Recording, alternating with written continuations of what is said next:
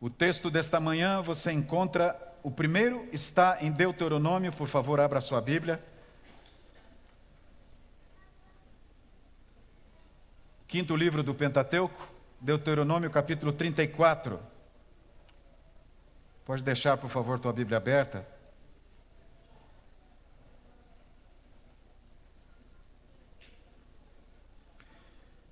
Seja muito bem-vindo você que está conosco, você que nos assiste pela rede social. E eu quero mencionar aqui para nós que estamos na igreja, alguns queridos e queridas que nos acompanham pelo YouTube, pelo Facebook. A Maria Dalva, o Luiz Carlos, Onaira Moura, Lucilene, Carmelina, o nosso querido Osíris, que está lá em Joinville nos acompanhando pela rede social, a Venites, lá de Cascavel, no Paraná, a Zenailde, a Jucimara, e nós temos a Lucilene, está nos acompanhando de Ji-Paraná, Rondônia. Muito bom ter vocês aqui. Nós temos também um dos nossos amigos aqui, o irmão Francisco, que nos acompanha, tem acompanhado todo sábado, está lá com o Davi. Muito obrigado por você estar aqui. Você que nos acompanha também e que faz parte dos nossos convidados aqui na Igreja do Jardim América. Quando você entrou aqui nessa manhã, você passou por aquela porta. Qual visão que você trouxe para cá? Maneira como você vê aos outros que estão aqui, esta igreja, o culto, como você se vê. O que você vê é bom ou não? Gostaria que fosse melhor? E como você vê Deus? O que é Deus para você neste momento? Às vezes a gente traz para cá uma visão de que essa igreja seria melhor se os outros melhorassem. Você já pensou assim? Muitos trazem essa visão consigo. E todo sábado, todo culto, toda a programação, passam por aquela porta pensando, se o pastor fosse melhor, se as pessoas fossem melhor, esse lugar seria melhor.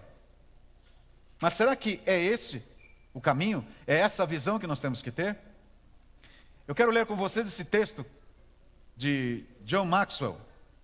Ele fala o seguinte: o melhor dia da sua vida e da minha é quando assumimos total responsabilidade, diz Maxwell, por nossas atitudes. Esse é o dia em que realmente crescemos. Então, quando é que a gente cresce? Segundo esse pensador, quando nós assumimos a nossa atitude. Iole e Sophie, duas meninas que moram na Argentina, estavam com a família num sítio, divertindo-se. E o grande momento era colher figos. As árvores estavam com bastante figos. E elas saíram de perto da casa e foram procurando mais árvores com figos e colhendo figos, enchendo a cesta de figos, e se afastaram mais da casa, foram entrando mais para o pomar, mais perto da mata. E nesse momento, Sophie resolveu subir em uma das árvores para pegar mais figos que ela tinha visto ali debaixo, que eram bem maiores. E quando ela começou a subir nos galhos, ela olhou para cima e ficou apavorada. Ela viu um puma, um felino, muito perigoso. Estava empoleirado no galho, esperando o momento certo para pegá-las. Quando Sophie percebeu isso, ela pulou do chão, saiu correndo e gritando com a irmã: fuja, fuja. Mas o animal já estava descendo da árvore e foi correndo atrás de Sophie e da irmã Iole. As duas sabiam que não tinham chance nenhuma.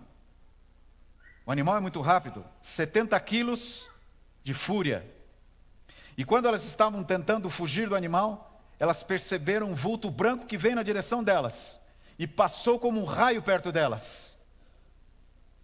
Era o seu cachorro, Morocho, um dogo argentino, que tem essa característica aí branca, pesa mais de 40 quilos, em alguns casos. Naquele momento, Morocho correu em direção ao puma e começou a brigar com o puma para proteger as duas meninas. Era esse o instinto do cachorro. E elas gritavam desesperadas, e o pai estava vindo para onde elas estavam a cavalo, passou por elas, e depois de alguns minutos, quando chegou onde estava Morocho, ele estava caído no chão, muito ferido, mas ali perto estava o puma, morto. Ele conseguiu matar o puma. O dogo argentino é um cachorro treinado para lutar e caçar javalis. E você pode ver o focinho do Morocho, todo machucado. Essa é a foto do Morocho mesmo. Morocho se tornou um dos cachorros mais valorizados e homenageados da região, se tornou um herói, salvou as duas meninas. Depois de semanas, ele pôde recuperar-se. Seu dono pegou no colo, colocou em cima do cavalo e o levou e cuidou dele. Ele viveu até 2013. Isso aconteceu em 2008. E ele morreu de causas naturais em 2013. Essa história impressiona a gente. Mas existe algo que nós, às vezes, como essas meninas, não temos percebido. Nós estamos vulneráveis. E sem perceber, estamos expostos a um inimigo que está espreitando o momento certo para nos atacar. No livro Exaltai-o, de uma meditação matinal em 22 de novembro, está o seguinte texto: todo cristão precisa estar constantemente de sobreaviso, vigiando cada entrada da alma em que Satanás possa encontrar acesso. E continua: ele tem de orar pelo auxílio divino e ao mesmo tempo resistir resolutamente a toda propensão para pecar. Atento, ativo. Mas olha só a grande necessidade que nós temos. Vamos para Deuteronômio para a gente entendê-la. Capítulo 34, a gente lê a partir do versículo 1. Acompanha comigo, por favor. Você em casa também, abra a tua Bíblia. Diz assim o texto: então subiu Moisés das campinas de Moabe ao monte Nebo, ao cimo de Pisga, que está defronte de Jericó. E o Senhor lhe mostrou toda a terra de Gileade, até Dan, e todo o Naftali, e a terra de Efraim, e Manassés, e toda a terra de Judá, até o mar ocidental, e o Neguebe, e a campina do vale de Jericó, a cidade das palmeiras, até Zoar. Disse-lhe o Senhor: esta é a terra que, sob juramento, prometi a Abraão, a Isaque e a Jacó, dizendo: a tua descendência a darei. E Deus continua falando a Moisés: eu te faço vê-la com os próprios olhos, porém não irás para lá. Olha para mim aqui. Por que Deus levou Moisés ao alto do Pisga, daquele monte? E mostrou toda a terra prometida, para então dizer-lhe que ele não entraria lá. Por que Deus fez isso? Para zombar dele, castigá-lo, brincar com ele, fazê-lo sofrer mais ainda? Deus queria algo muito importante, e Ele quer que você entenda isso agora. Deus queria tirar Moisés da rotina, daquela rotina da vida, de levantar todo dia com o objetivo de liderar aquele mais de 1 milhão de pessoas, os afazeres, os cuidados, a maneira como ele pensava, a maneira como ele decidia, tirá-lo da influência da multidão. A multidão tinha ideias, expectativas, conceitos, e ele queria levar Moisés para um lugar, para ele estar junto com o seu Criador. Somente ele, o seu Criador. Para quê? Deus queria libertá-lo daquele Moisés que matou um egípcio com as próprias mãos, mais de 40 anos atrás, porque ele se considerava capaz suficiente para um libertador. Afinal de contas, ele havia sido preparado para ser o faraó, o grande general. Deus queria que Moisés entendesse que o Senhor cumpre as suas promessas e ele tem poder para cumpri-las. E ele falou: essa é a terra que eu prometi para Abraão, mais de 400 anos atrás. Eu prometi e estou cumprindo. O povo de Israel vai entrar nesta terra. E Israel entraria na terra prometida com ou sem Moisés. E Israel não dependia de Moisés para entrar na terra prometida. Unicamente dependia da decisão e do poder de Deus.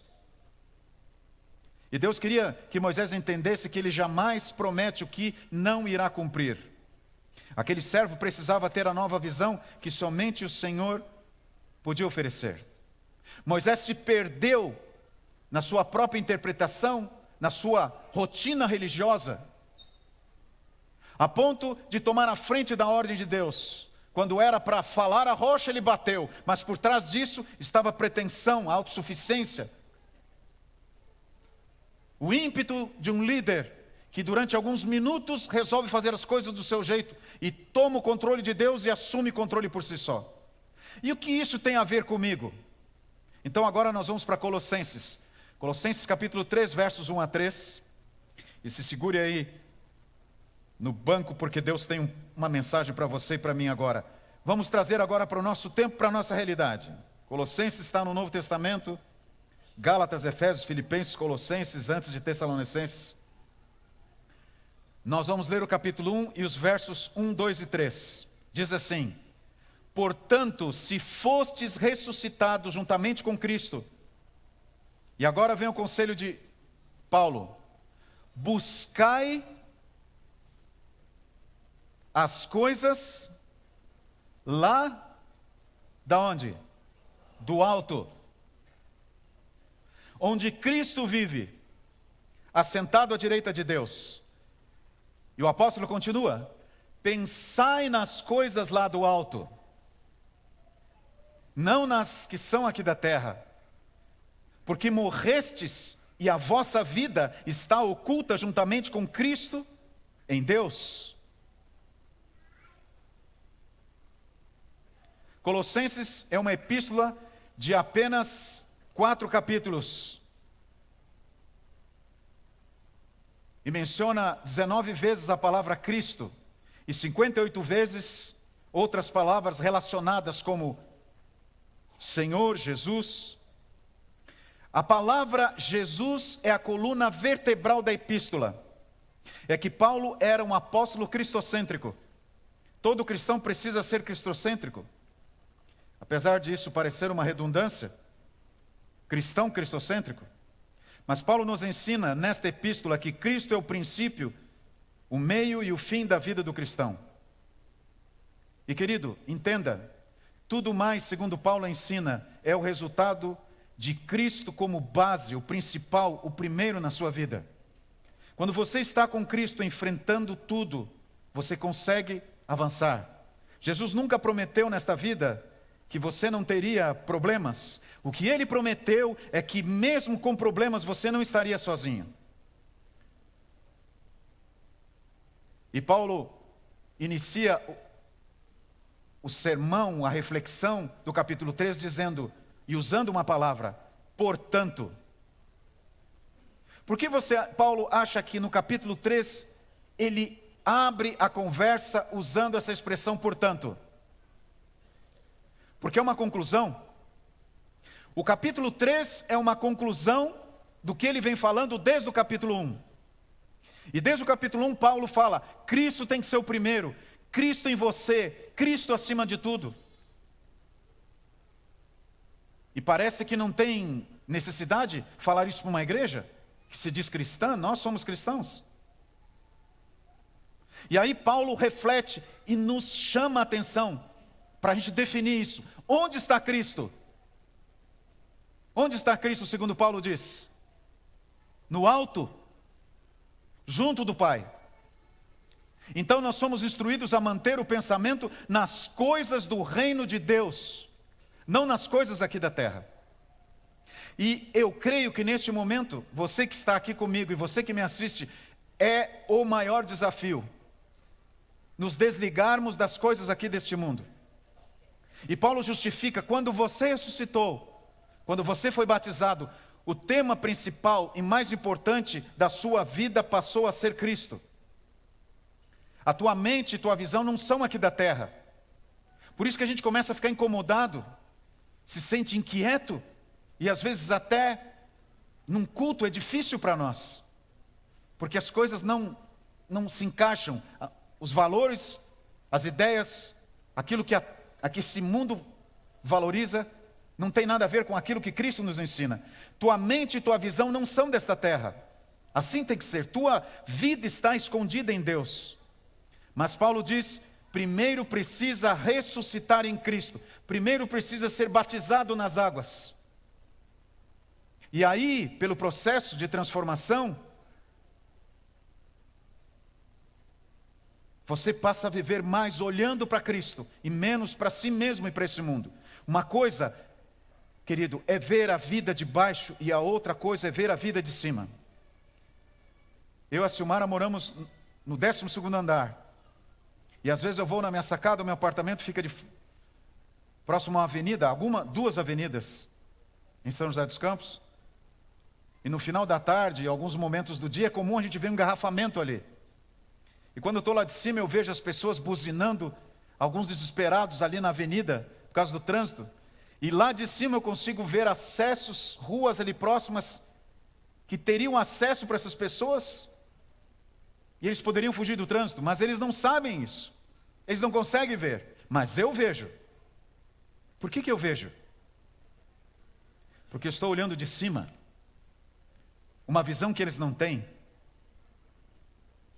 A vida é simples de ser vivida quando você a vive com uma visão do alto. Quando você olha a vida com a visão de baixo, você não enxerga nada e por isso que você se desespera e entra em pânico. Quando jovens estão desesperados porque não conseguem ver uma saída para os seus dilemas, angústias. Alguns se mutilam, se drogam e outros tiram a própria vida. Não conseguem ver uma saída porque estão olhando com a visão aqui de baixo. E eu te digo em nome de Jesus, para tudo tem saída. Não desista. Não importa o drama que você está vivendo. Vida familiar, no relacionamento, no trabalho, vida financeira, sua saúde. Talvez você entrou aqui carregando um monte de dificuldades, de preocupações. E talvez você pensa, para mim já deu. Não tem saída. Mas tem. Se você olhar daqui da terra, de baixo, realmente é possível pensar que não tem. Aí, realmente, a única saída é a morte. E isso não é saída. Mas para enxergar a saída, você precisa subir ao alto. Você precisa olhar para o alto. E aqui está a promessa. Se você ressuscitou em Cristo, vai olhar a vida como Cristo olharia. Não vai olhar a vida como um ser humano que se desespera por qualquer coisa, mas para isso você precisa ressuscitar em Cristo. E o que significa isso? Colossenses, agora o capítulo 2. E você vai ler comigo o verso 12, por favor. Colossenses 2, verso 12. Olha só o que Paulo continua dizendo aqui para nós. Tendo sido sepultados juntamente com ele, no batismo, ele está falando do momento da entrega, no qual igualmente fostes ressuscitados. Agora Paulo diz o que acontece depois do batismo, depois dessa entrega.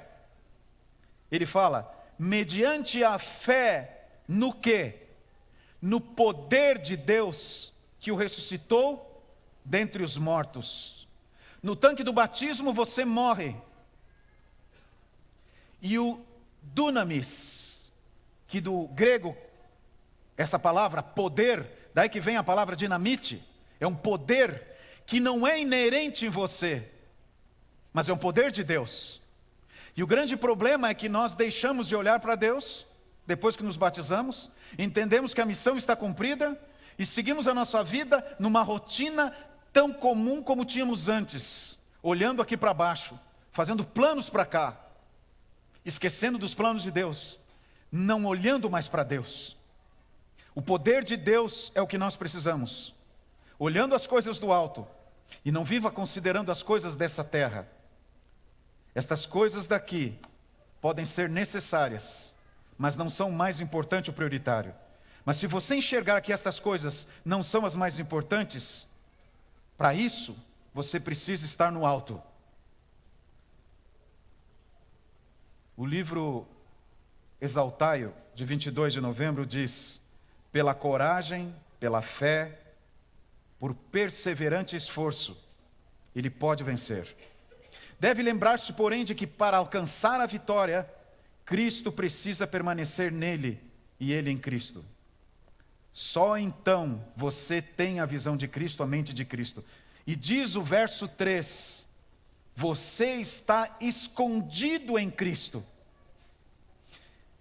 É como se um poder te puxasse para baixo, a tua natureza te afastando de Jesus.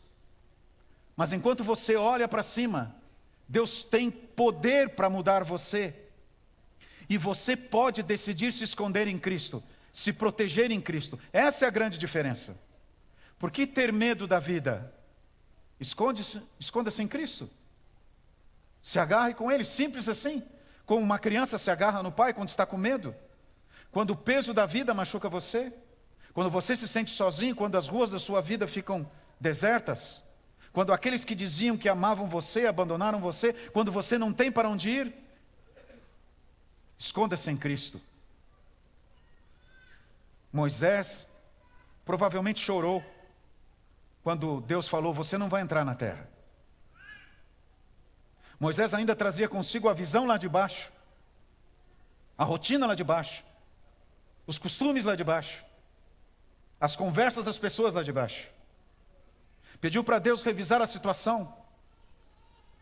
Perguntou por quê. E Deus disse: Moisés, meu filho, está decidido. Você vai morrer nesse monte e não vai entrar.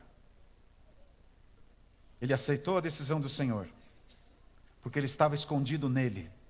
Ele havia aprendido isso. Moisés tinha um sonho. Na visão de Moisés, entrar na cidade prometida. Moisés já estava idoso. A expectativa dele era morar numa das casas, subir na varanda, sentado na sua cadeira, com dor ciática, dor na coluna e outras dores, se balançando na cadeira, ver as crianças correndo ali, até que chegasse o dia dele descansar. Era esse o sonho dele, essa a expectativa dele, essa era a visão dele. Mas Deus tinha outra visão para ele. Ele não entendia. Mas Deus o levou para o monte, para que a visão dele fosse mudada. E você sabe da história. Moisés morreu ali naquele monte. Não sei quanto tempo depois. Mas Jesus veio ressuscitá-lo. Miguel. E quando Satanás tentou impedir a ressurreição de Moisés, Jesus disse: o Senhor te repreenda. Moisés foi ressuscitado. Moisés não teve oportunidade de se balançar numa cadeira de balanço na varanda de uma casa e olhar as crianças correndo. Moisés está na eternidade, ao lado de Deus, porque era essa a ideia de Deus para ele, era essa a visão que Deus tinha para ele. No verso 3, Colossenses diz: e a vossa vida está oculta juntamente com Cristo em Deus. Suba no alto, chore nos braços de Jesus, esconda-se em Cristo, enfrente a vida. Em nome de Jesus, saia daqui olhando para o alto porque você está escondido em Cristo. É somente pela união pessoal com Cristo, pela comunhão com Ele, a cada dia, a cada hora, que podemos produzir os frutos do Espírito Santo. Isso parece muito óbvio, mas se existe algo comum a todos nós aqui, é que como a força da gravidade, nós somos puxados pelo pecado e por nossa natureza. Estar aqui neste momento para nós incomoda, porque nós não nascemos para isso. Mas Deus nos resgatou pela graça. Não perca a visão, não tire a visão de Deus. Você precisa orar, diz o texto, pelo auxílio divino, e ao mesmo tempo resistir resolutamente a toda a propensão para pecar, olhando para o alto. E essa visão só pode mudar pelo poder de Deus. Nesses mais de 30 anos de ministério, eu tenho encontrado pessoas que desesperadas, não sabem para onde ir. Eu tenho mostrado Jesus para elas. Depois tenho visto as mesmas pessoas transformadas, cheias de vida e esperança, porque se entregaram para Jesus.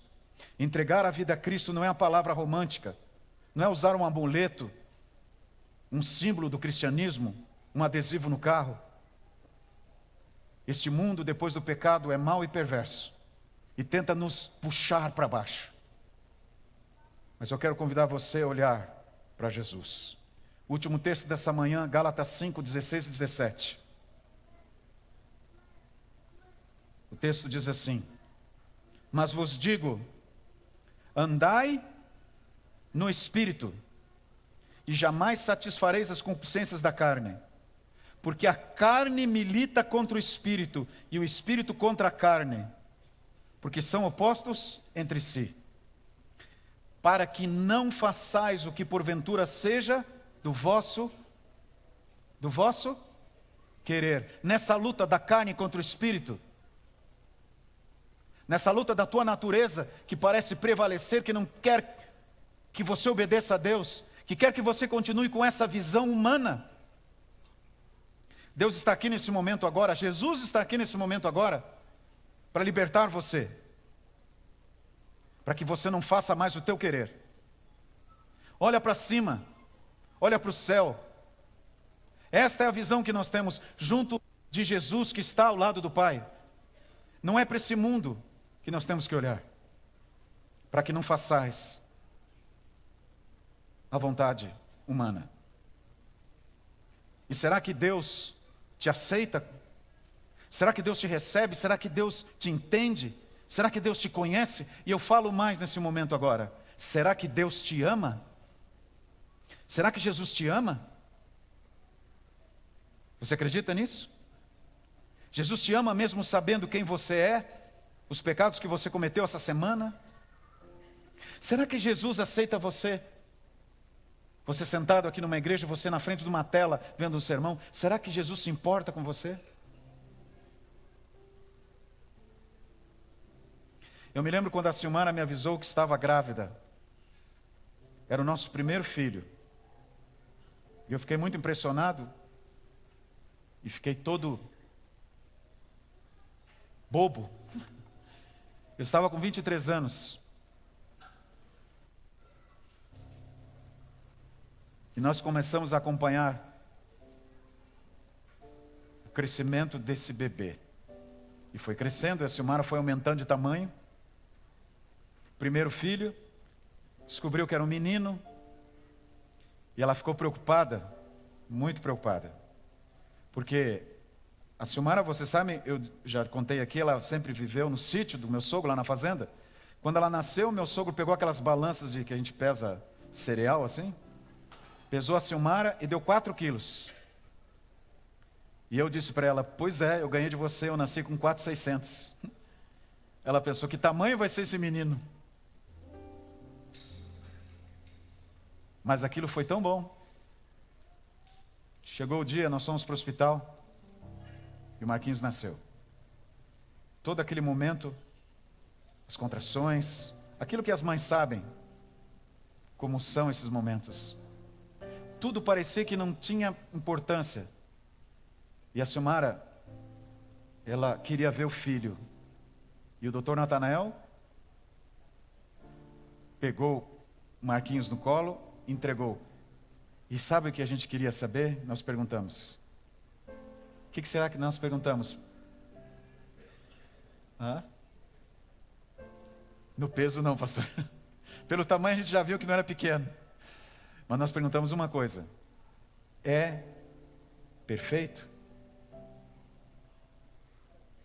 E aí está o Marquinhos, com alguns meses. É perfeito? E eu olhei para a Silmara e a gente viu que era perfeito. Mas ele era banguela, careca, dependia da gente 100%, mas era perfeito. E nós o amamos. Esse aí ele está um pouquinho maior. Quando eu tinha 24 anos, tá? Desconta aí. Era perfeito. Mas muitas vezes eu tive que acordar no meio da noite, na madrugada, porque ele chorava com cólica, com medo, com fome. Mas era perfeito. Era perfeito quando eu precisei pegá-lo no colo, às vezes que ele começou a aprender a caminhar e caiu. Ele é perfeito. Com todos os limites e com todas as dificuldades que me fizeram cuidar mais dele. E hoje, ele continua perfeito. É o meu filho mais velho. Para Deus, você é perfeito, porque Ele te ama. Mas você precisa olhar mais para Ele, menos para você, menos para os outros, menos para esse mundo. Olha mais para Ele. Você precisa se decidir pelo santo batismo. Alguns aqui não se batizaram ainda. Alguns se batizaram e foram para longe de Jesus. Alguns estão longe de Jesus. Não olham mais para Jesus. Você precisa olhar para Ele. E quando Jesus te chama, Ele te chama para você olhar para Ele. Por que você não vem? Por que você não vem? Eu falo para alguém nesta manhã que precisa mudar o foco da sua visão. Jesus ama você, do jeito que você é, mas se recusa a deixar você como você está. Olha para Ele. Alguém aqui neste momento gostaria que eu orasse para que a sua visão mude? Alguém precisa de uma oração para tomar a decisão pelo batismo, porque ainda não conseguiu? Alguém precisa mudar a visão? Alguém precisa? Nessa manhã? Alguém precisa disso? De um milagre? De mudar a sua visão? Você gostaria disso? Onde você está? Quem gostaria que Jesus mudasse a sua visão? Quem gostaria que eu fizesse uma oração especial aqui na frente? E quer vir aqui, levantar para que eu ore por você? Pode vir aqui, vem cá, meu irmão. Amém? Eu quero um milagre nesta manhã. Jesus ama você. E você é perfeito, porque Ele é teu Pai. Joyce, vem, por favor. Pode vir. Venha cá, minha irmã. A Joyce vai cantar agora. Se você sentir no coração vontade de vir e dizer: eu quero olhar para Jesus, me ajuda, muda a minha visão, renova a minha visão. Venha.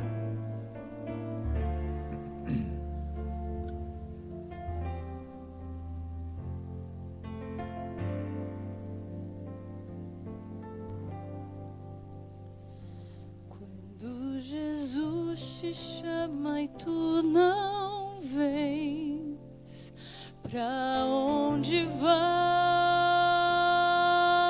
então? Voltas pro mundo e tudo que contém, mas voltas triste como ninguém. Porque voltar pro frio gelado que destrói e abandonar os braços de amor Pai. Por que insistir no que te faz tão mal, no que te rouba a paz?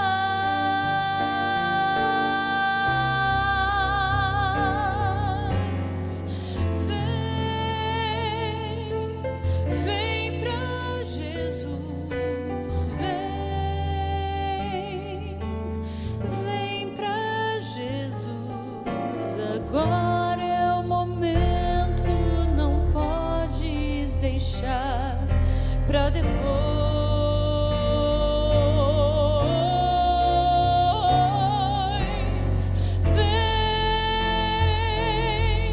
Vem pra Jesus, vem pra Jesus. Agora é o momento, não podes deixar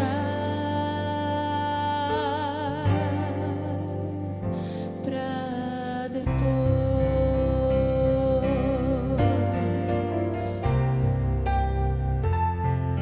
O Espírito Santo está chamando você aí onde você está. Nesta manhã é o seu momento de mudar a sua visão. Para de brigar com Deus. Para de lutar. Deus tem uma vida melhor para você. Deus tem poder de mudar você. Vem aí de onde você está. Venha para cá. Eu quero orar com você. Em nome de Jesus. Quando Jesus te chama e tu não vens, pra onde vais então? Voltas pro mundo e tudo que contém, mas voltas triste como ninguém. Junto de Cristo existe sempre um bom lugar, onde o calor e o abrigo podes encontrar, e onde a vida pode retomar sua força e seu vigor.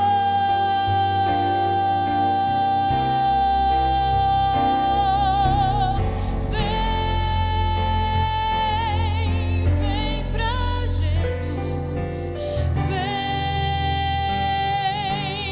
vem pra Jesus. Agora é o momento, não podes deixar pra depois.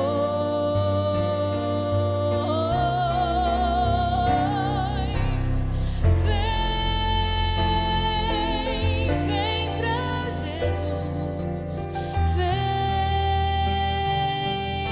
vem pra Jesus. Agora é o momento, não podes deixar pra depois.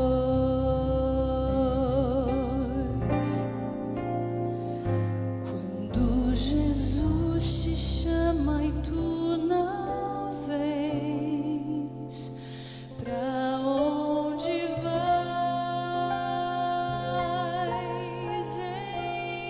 então?